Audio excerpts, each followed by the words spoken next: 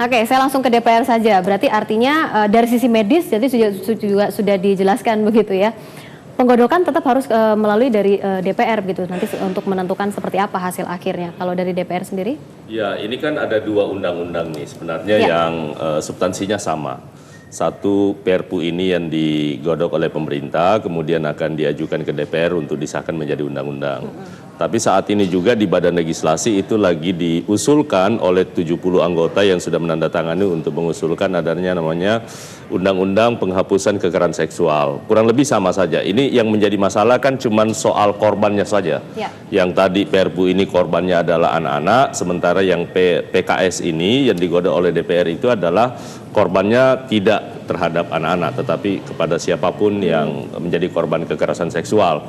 Tetapi menarik tadi apa yang disampaikan oleh Pak Reza maupun Pak Dokter terhadap efek daripada kebiri ini bisa menjadi semacam pertimbangan buat kami untuk melakukan kajian kembali terhadap urgensi dari pemberlakuan hukuman kebiri ini.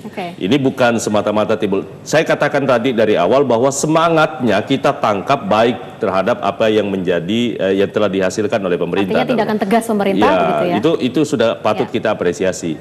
Tetapi benar bahwa kita harus melihat apakah nanti ini efektif atau tidak. Kalau itu hanya berlaku untuk 2 tahun, kemudian setelah itu kemudian juga tidak merubah perilaku, itu akan kembali lagi normal seperti apa adanya. Kemudian ternyata punya efek samping, bisa menimbulkan dendam yang berlebih seperti yang disampaikan oleh Pak Reza tadi. Nah, ini harus kita lakukan pengkajian secara mendalam. Nah, tentu kita harus mendengar banyak dari teman-teman terutama yang profesi dokter maupun psikolog menyangkut efektivitas dari pemberlakuan hukuman kebiri ini.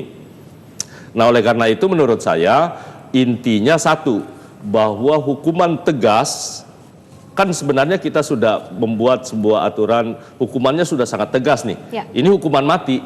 Nah, kalau ternyata ini hukuman kebiri ini tidak efektif juga pada akhirnya, ya kenapa tidak sekalian saja untuk kasus-kasus tertentu yang memang dirasa dibuat nanti dalam RPP-nya Pak, udah diputuskan aja hukuman mati, ancaman pidananya kayak gitu.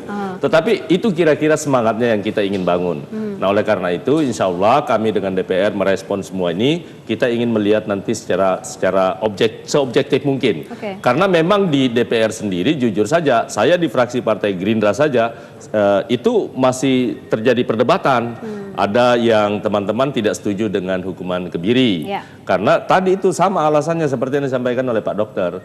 Tetapi saya kan tidak melihat dari kacamata medisnya, tapi melihat kepada efektivitas terhadap penjatuhan pidananya. Karena tadi yang saya katakan bahwa akan jauh lebih efektif kalau kemudian kita bisa hasilkan sebuah pidana semaksimal mungkin untuk mencegah orang lain jangan sampai melakukan itu.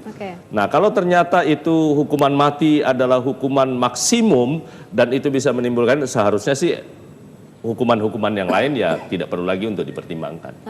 Anda sepakat juga Dok, Mas Reza, kalau memang hukuman kebiri ini bukan menjadi sebuah solusi terakhir begitu ya, sebaiknya dipertegas saja kembali dengan hukuman mati kalau usulan dari DPR. Saya penasaran, satu ampul hormon perusak libido itu berapa rupiah?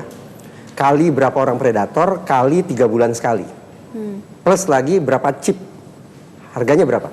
Infrastruktur pemantauannya itu seperti ojek online saya bayangkan gitu. Itu berapa miliar rupiah. Daripada kita pusing-pusing menghabiskan anggaran untuk membiayai kehidupan para predator, lebih baik kita alokasikan ke korban. Rehabilitasi mereka. Mas Reza tetap berpaku kepada korban. Dengan demikian, daripada kita injeksi berulang kali sebatas untuk mematikan birahi, lebih baik kita injeksi 1 kali agar predatornya yang mati. Sehingga fokus perhatian kita, hati kita, keuangan negara kita betul-betul secara konsekuen bisa kita berikan kepada korban. Rehabilitasi itu tadi terhadap korban juga. Apa sih bentuk rehabilitasi sebenarnya yang tepat untuk pelaku dan juga untuk korban? Bagi saya tidak penting rehabilitasi bagi pelaku. Tidak perlu untuk pelaku? Bagi saya mau hukum mati. Rehabilitasi adalah sesuatu yang urgen, yang relevan, yang nyata menjadi kebutuhan para korban. Artinya kembali lagi yang harus diperhatikan sebenarnya adalah korban, anak-anak, begitu ya? Dok? Mungkin saya beda karena sudut pandang saya medis. Jadi silakan Dok. Kalau dari sudut pandang hukum memang perlu ada shock terapi ya, supaya dia tidak berulang, supaya jerah begitu. Tapi dari unsur medis, di samping tadi ada hukuman yang keras untuk efek jerah, bentuknya saya tidak tahu seperti apa. Tapi saya melihat baik pelaku maupun korban ini seseorang yang sakit sebenarnya. Korban sakit, Dok? Ya, artinya dia disakiti secara seksual, sehingga dia timbul masalah penyakit-penyakit sehabis dilakukan kekerasan kondisi seksual. psikologisnya, Ya. Artinya dua-duanya kalau menurut saya, kalau Pak Reza setuju hanya yang korban direhabilitasi, kalau menurut saya dua-duanya direhabilitasi, karena yang pelaku ini juga bermasalah di masalah mental dan perilaku sebenarnya. Bagi dunia medis, kalau dikatakan direhabilitasi itu kita lebih masuk begitu, bisa masuk karena kita dalam rangka memberikan pengobatan. Saya kembalikan pertanyaan itu kepada Anda. Bentuk rehabilitasi seperti apa sebenarnya yang cocok untuk pelaku maupun juga untuk korban? Kalau untuk korban, ya kan persoalannya ini kan bisa terjadi masalah fisik. Ya. Tentunya pengobatan ya, yang berkaitan dengan fisik ya. Apakah itu karena hubungan seksualnya atau kekerasannya bisa diobati. Kemudian dia pasti punya beban mental yang berat. Nah, itu harus diobati secara psikologis ya, secara psikiatris ya. Si korban juga begitu. Kita akan cek apakah penyebabnya memang persoalan mental perilaku. Rehabilitasinya bisa ke arah situ. Atau memang karena kelebihan hormon. Karena persoalan fisik bisa juga menyebabkan. Tapi yang dominan masalah mental perilaku. Kamu saya rehabilitasinya dua-duanya.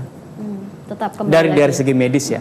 Kalau bahasanya rehabilitasi, medis secara profesional bisa masuk. Karena mengobati dan menyembuhkan.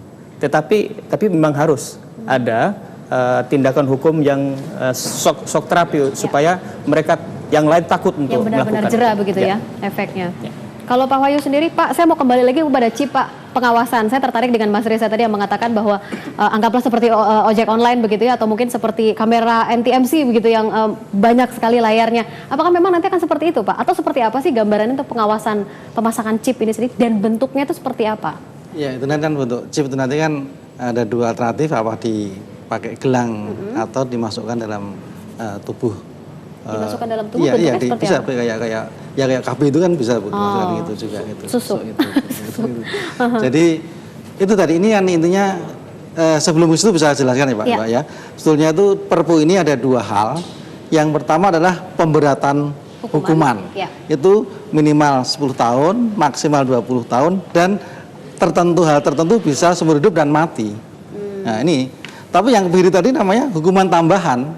Nah, jangan bukan maka tadi sepakat dengan DPR juga kalau memang pro kontra ini ya saya kira aparat penegak hukum harus tegas bahwa ini ada peluang untuk langsung hukuman mati ya harus hukuman mati sehingga nanti tidak lagi harus dikebiri, harus masang chip, efisien ya. Tapi kan ini kan justru kalau udah menghilangkan pelaku sudah menjadi sampah masyarakat ya daripada anak-anak kita jadi korban. Saya kira lebih bagus ini ya himbauan saya kepada APH atau jaksa atau hakim, udah saya kira perberat aja. Oke, artinya harus ada keberanian dan ketegasan juga dari penegak hukum ya? Ya, walaupun ada kriteria mengapa harus sampai pada hukuman mati ada Pak di itu tadi. Ya. Oke, baik. Kita kembali lagi tuh tadi terkait dengan pengawasan tadi Pak. Seperti apa sebenarnya bentuk pengawasannya? Iya, jelas artinya sudah dipasangi chip sehingga nanti itu akan dimonitor oleh polisi.